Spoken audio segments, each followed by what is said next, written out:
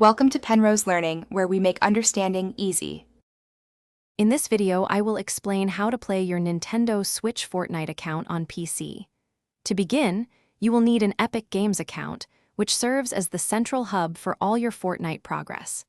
This account enables cross-platform play, allowing you to access your game data, including all your cosmetic items and V-Bucks, on various devices.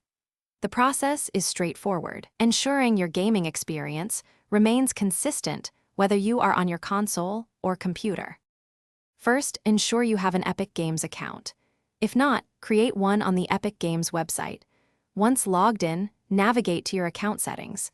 There, you will find an option to connect your Nintendo account. This crucial link ensures that all your Fortnite progress, including your Battle Pass level, unlocked items, and V-Bucks balance, is securely stored on Epic's servers.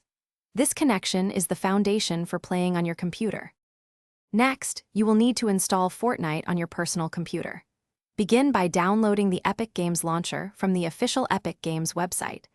Once downloaded, install the launcher application on your system.